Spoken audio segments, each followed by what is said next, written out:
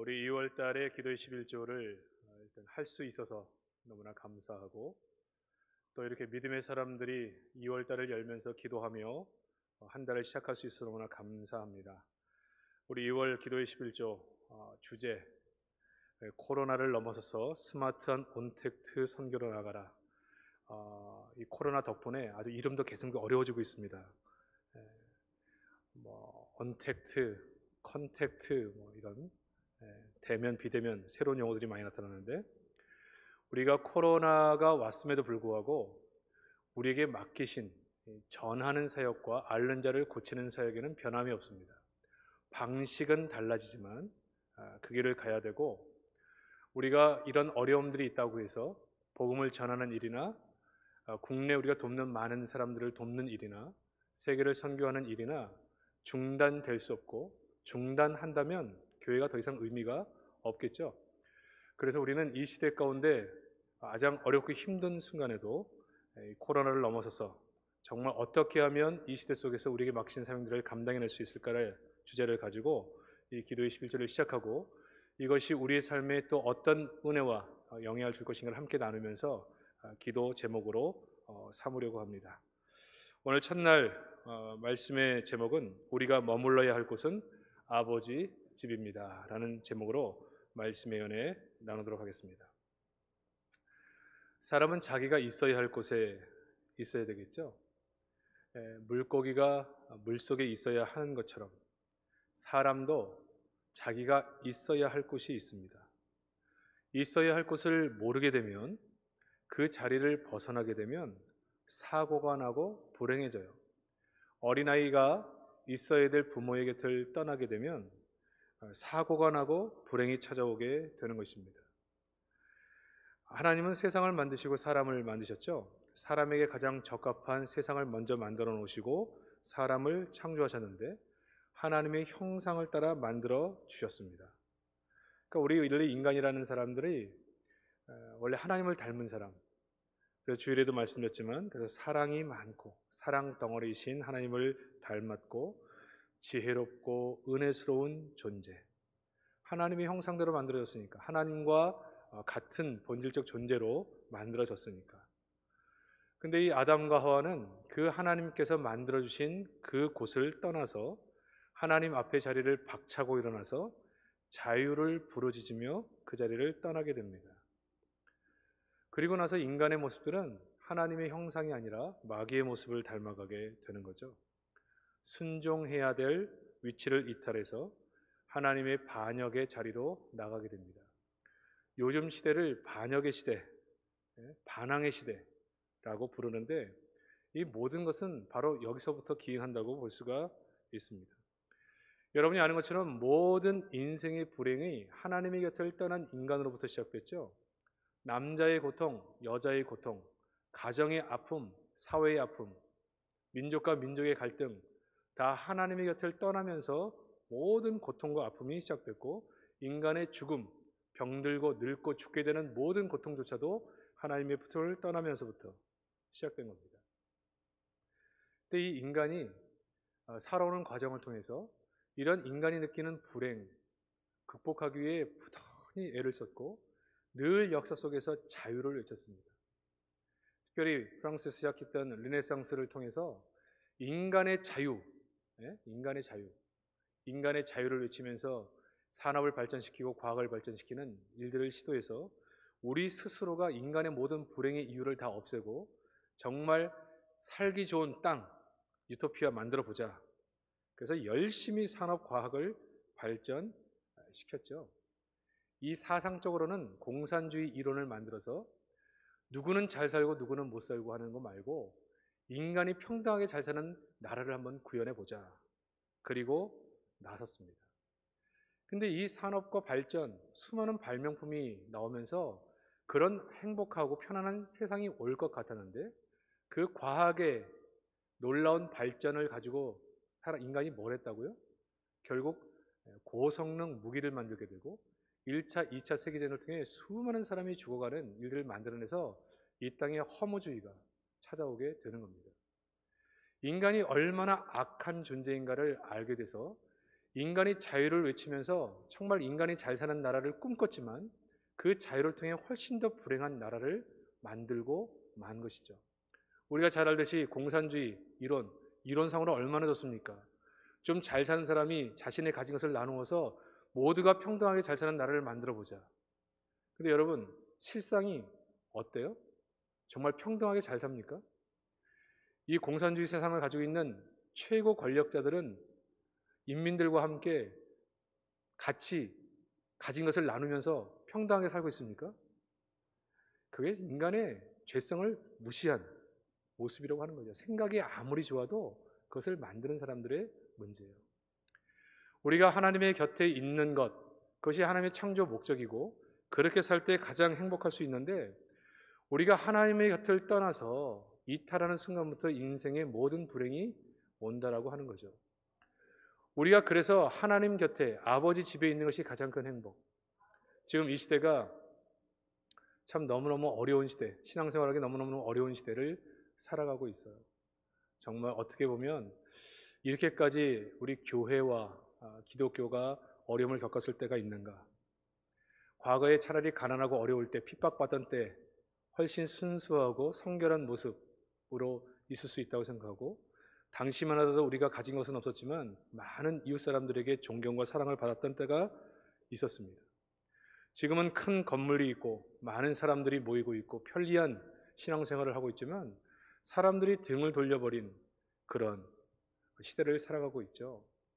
그래서 예수 믿는 것에 대한 자부심을 잃어버릴 수가 있고, 우리가 주의 복음을 전하는 일이나 우리가 있는 아버지 집에 머물러 있는 것에 대한 큰 기쁨과 감격에 대해서 우리가 이전처럼 느끼지 못할 수도 있습니다. 그럼에도 불구하고 우리가 있어야 할 곳은 아버지 집, 그 아버지 집에 있는 것이 가장 큰 행복이고, 이 행복을 가장 많이 느끼는 우리가 그것을 다른 사람에게 알릴 수 있는 것이 우리의 사명 중에 가장 큰 사명임을 부인할 수가 없는 것입니다. 오늘 아버지 집을 떠났던 이 탕자, 그가 느꼈던 마음, 그리고 아버지 집에 돌아온 이후에 그가 느꼈던 회복, 기쁨, 함께 살펴보면서 이 어려운 시대 속에 우리가 어떤 믿음의 사람으로 아버지 곁에 머물 수 있고 많은 사람에게 이 아버지 곁에 있는 기쁨과 행복을 함께 나눌 수 있을까? 함께 말씀의 은혜를 나누기를 원합니다. 첫 번째 살펴볼 것은 우리가 아버지 집을 떠나는 순간 인생은 불행합니다. 오늘 본문 11절 이하를 보면 또 이르시되 어떤 사람에게 두 아들이 있는데 그 둘째가 아버지에게 말하되 아버지여 재산 중에서 내가 돌아올 분깃을 내게 주소 하는지라. 아버지가 그 살림을 각각 나눠주더니 13절 그 후 며칠이 안 되어 둘째 아들이 재물을 다 모아 가지고 먼 나라에 가 거기서 허랑방탕하여 그 재산을 낭비하더니.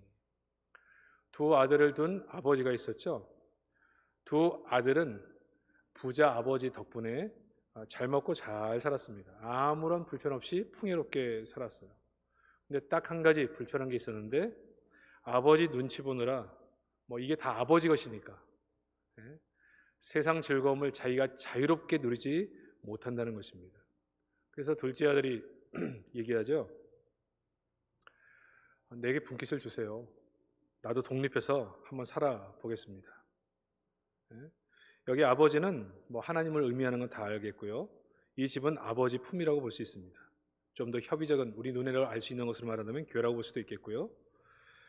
하나님의 자녀들이 아버지 앞에서 이러한 마음을 가지고 있는 겁니다. 인생의 불행은 어디서부터 시작되느냐? 우리 인생의 고민, 힘듦, 아픔들을 풀어가기 위해서 스스로 자유를 선택하고 그 문제를 풀어가겠다고 아버지 곁을 떠나는 거예요. 이게 불행의 시작입니다.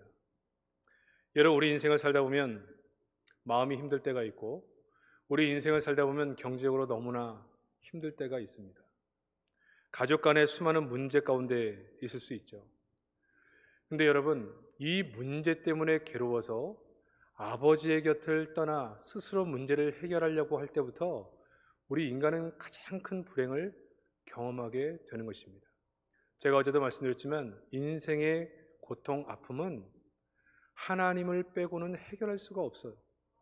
인생의 이 마음속에 있는 공허함도 하나님 이외의 것을 채워서는 해결할 길이 없는 것입니다.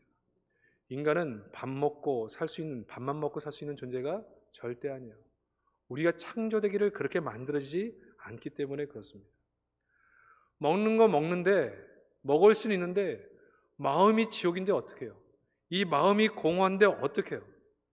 그래서 사람들은 그 공허한 것을 채우기 위해 다른 것을 열심히 추구하다가 결국 인생이 점점 구렁텅이로 빠져가는 것입니다. 핵심 이유는 아버지의 품을 떠난 것인데 그것을 알지 못하는 것. 요즘 그 뉴스나 사람들의 댓글들을 보면은 예수를 믿어도 적당히 믿어야 된다. 아무도 예수 믿는 사람은 못 말린다. 참 여러 가지 듣기 민망한 댓글들을 많이 다는 것을 봅니다. 근데 여러분, 정말 그래서 우리가 예수 믿는 게 부끄럽습니까? 저는 정말 지금도 많은 사람들이, 저는 목사인 것을 대부분의 사람들이 다 알기 때문에 저 목사님이 우리가 기회 있을 때마다 예수님에 대한 얘기를 하겠지라고 얘기를 해도 저는 언제든지 저희의 신앙에 대해서, 내가 예수를 믿는 것에 대해서 가장 큰 행복 그리고 가장 큰 복이라고 얘기할 수 있습니다. 왜요? 우리가 그것을 경험했으니까요. 아버지 품에 있는 것이 가장 큰 행복, 그것이 왜 행복한지에 대해서 설명할 수 있고 제 경험을 얘기할 수 있습니다. 사람들은 너무너무 힘든 이 문제의 답을 모르기 때문에 평생을 헛된 것을 추구하다가 허무함을 가지고 이 땅을 떠나게 되죠. 아버지가 주는 이 행복을 버리고 내가 스스로 자유를 만끽해서 스스로의 문제를 해결해 보겠다. 이게 사실은 반역이죠, 반역. 이게 아담과 하와가 처음 지었던 죄. 우리는 하나님의 곁에서 아버지 집에서 살도록 만들어졌어요.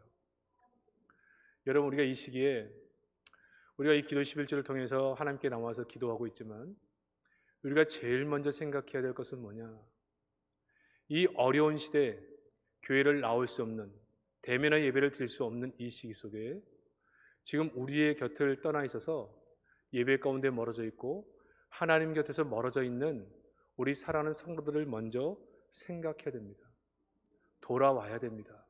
아버지 품으로 와야 됩니다.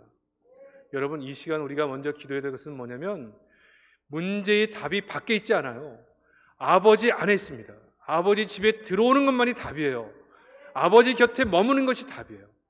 우리가 이것을 안다면 우리가 첫 번째 기도해야 될 것은 뭐냐면 우리 인생의 수많은 문제 때문에, 건강의 문제든 재정의 문제든 수많은 어려움 때문에, 또 신앙의 문제든 수많은 여러 가지 많은 갈등과 아픔 속에서도 다 모든 부분을 포함해서라도 지금 하나님으로부터 거리를 두고 떨어져 있는 많은 사람들이 주께로 돌아와야 돼요. 여러분, 우리 사랑방과 우리 마을 안에, 우리 교구 안에, 우리 모든 사람들 가운데 그런 사람들이 보이지 않습니까? 많은 사람들은 전망하기를 20-30%의 사람들은 가난한 성도, 이제 교회를 나오지 않는 성도가 되든지 교회를 떠나는 사람들이 생겨날 것이고, 이게 젊은 층들은 더 가속화될 것이라고 말합니다. 이제는 논리적인 것으로 되지 않아요. 왜냐하면 지금 이 사회가 흘러가는 수많은 이야기들을 보면서 정말 내가 신자라고 얘기하는 것을 힘들어하는 사람들이 속출하기 때문에 더욱 그럴 수 있습니다. 그러나 우리가 확실히 아는 것은 아버지 곁에 있는 것이 우리 인생의 답이에요. 그래서 우리의 신앙을 더 견고하게 해야 돼요. 아버지 품에 있는 게 정말 내 인생의 답인가? 거기에 대한 자신의 신앙 고백이 있어야 돼요. 내가 아버지와 함께 머무는 것이 정말 내 인생의 답인가? 이게 없는 사람들은 앞으로 신앙 흔들립니다. 직장을 가도 예수 믿는 사람들 보는 시각이 곱지 않습니다. 밖에 나가서 예수 믿는다고 얘기해도 곱지 않습니다. 심지어 신방을 가서 성경을 들고 신방을 가도 이웃이 보는 눈이 곱지 않습니다. 주일날 성경책을 들고 교회를 와도 마찬가지입니다. 아버지 집에 머무는 것이 내 인생에 거역할 수 없는 최고의 우선순위고 최고의 행복이라는 것에 확신이 없는 사람들은 앞으로 많이 흔들릴 가능성이 있습니다. 그러니까 이 시대가 우리에게 신앙 고백을 요구해요. 어떤 신앙 고백? 정말 예수 그리스도가 내 인생의 답인가? 십자가만이 오직 하나님 앞에서 내 인생의 모든 구원과 삶의 이유와 목적이 되는가에 대해서 우리에게 질문하는 것입니다. 거기에 아멘으로 답할 수 있는 사람만이 앞으로 살아남는 시대가 되었다라고 하는 거죠. 사랑하는 성도 여러분, 제일 먼저 이 기도의 11절을 시작하면서 우리의 신앙을 하나님의 말씀의 본질 앞에서 바로 세워서 정말 아버지만이 내 인생의 모든 것이고 그분을 섬기고 그분께 머무르며 그분과 함께 동행하는 것이 내 삶에 거역할 수 없는 생명을 걸고 지킬 나의 신앙 고백임을 먼저 고백하고, 두 번째는 이것이 인생의 답이고 아버지 곁에 머무는 것이 정말 답이라면 지금 하나님 앞에서 멀어져 있는 성도들이 있다면 그분들을 위해 기도하는 시간들이 되시기를 주의 이름으로 축복합니다. 여전히 이 어려운 시대에도 오직 예수만이 우리의 답이라면 그분에게 예수를 전함으로 말미암아 우리 앞에 아버지 집으로 돌아와야 될 사람들을 여전히 지금도 가슴에 품고 기도하고 때를 얻든지 못 얻든지 그들에게 주의 복음을 전할 수 있는 시간이 되어야 돼요. 작년 한 해 동안 우리 전도대도 마찬가지고, 사실은 여러분 아시겠지만 사실은 우리가 복음을 전하는 일을 거의 잘 효과적으로 하지를 못했습니다. 그러나 사실 이 일은 우리가 코로나 시대든 아니든 간에 언제든 방법은 달리하지만 우리가 해야 될 일이라고 생각해요. 우리의 본질을 향해 나가는 신앙적 고백뿐만 아니라 예수 그리스도만이 우리의 인생의 답임을 아는 사람들이 이것을 전해야 되는 사명이 우리 가운데 있습니다.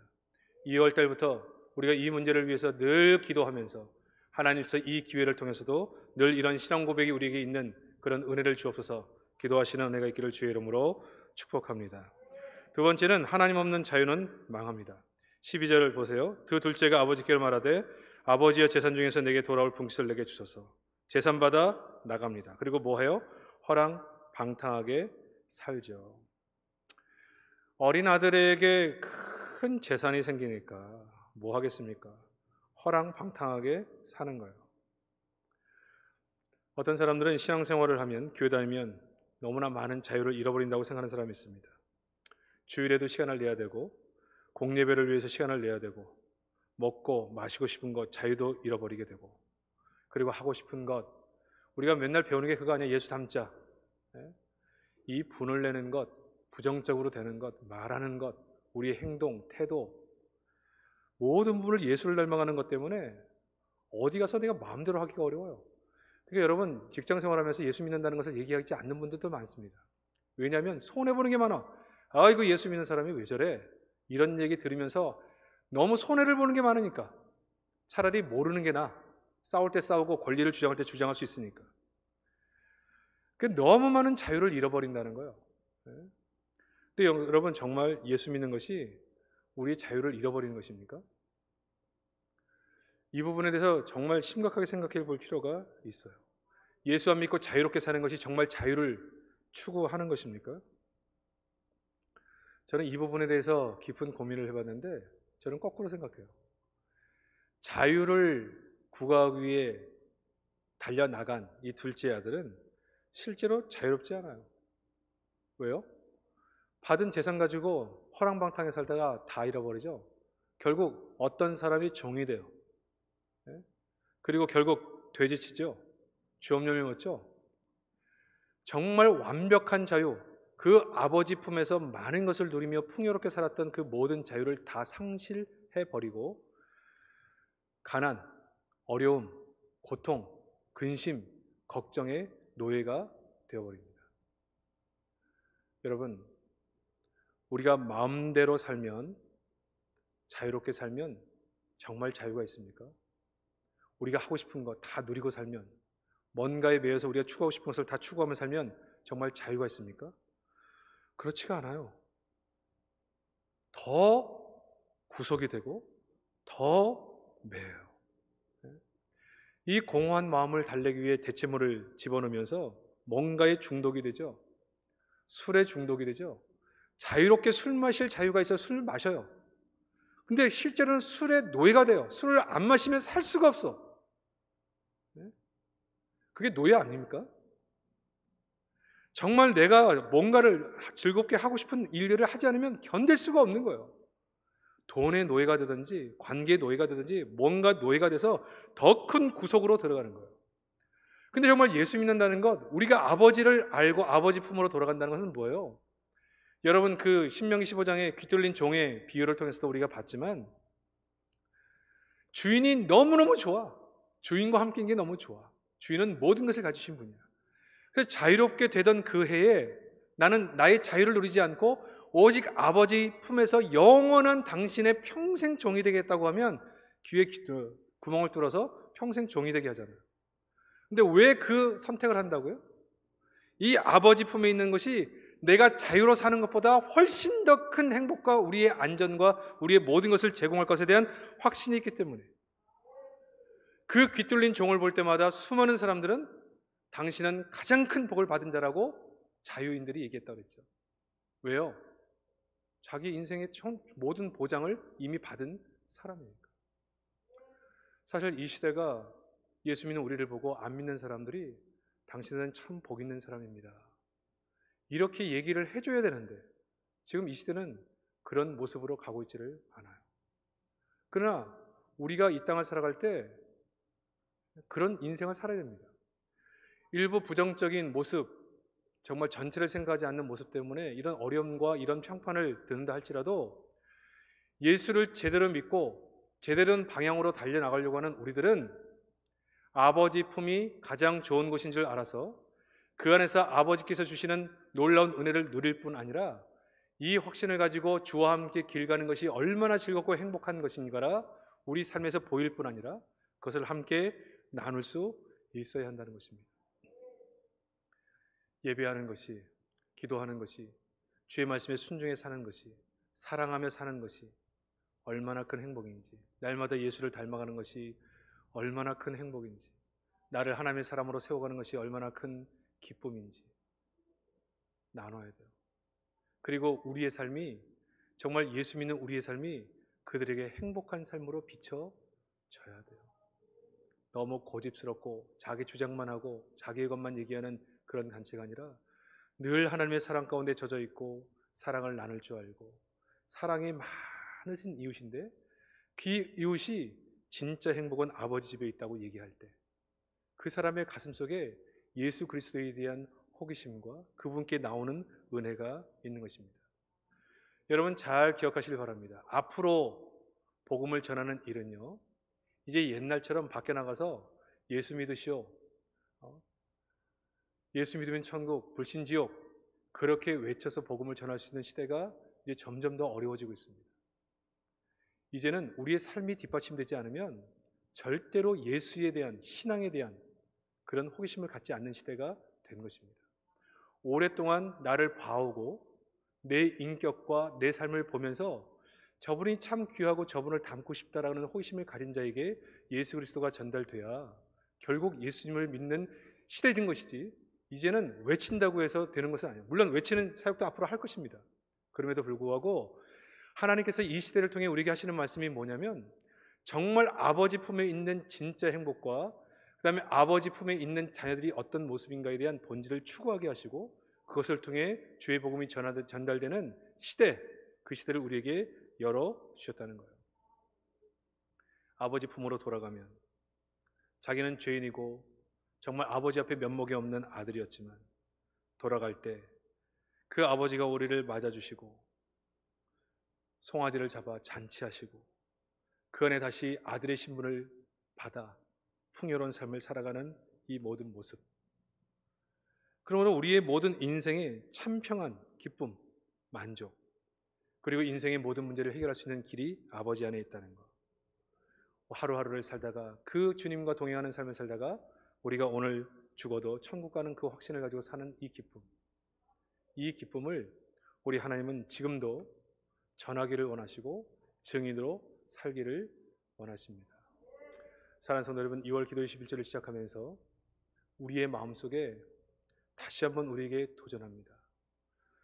이 시대가 정말 예수 믿는 사람이 누구인지, 교회가 뭘 해야 되는 사람인지, 정말 이 시대가 정말 아버지 품 안에 있는 성도의 진짜 모습이 무엇인지를 우리에게 말씀하시고 그것을 복이라고 하시고 증인으로 살라고 하신다면, 과거에는 복음을 전할 때 교회 한번 가자라고 하는 측면에서 그들에게 예수를 전했다면, 이제는 내 삶이 나와 함께하는 모든 이웃에게 정말 하나님의 사랑 가운데 거하는 자로서 나타날 뿐 아니라 늘 사랑으로 흘려보내는 자가 되어서 그 사람들에게 예수 향기 날 뿐만 아니라 정말 아버지 품에 있는 진정한 행복이 무엇인지를 알게 해서 우리가 그들과 함께 인격적으로 주를 만날 수 있는 귀한 모습으로 우리 사명을 감당해야 한다.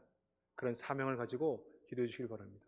오늘 기도할 때 여러분께서 두 가지 초점이 있는데, 하나는 우리 성도들 가운데 아버지 품으로 돌아와야 될 많은 분들이 있습니다.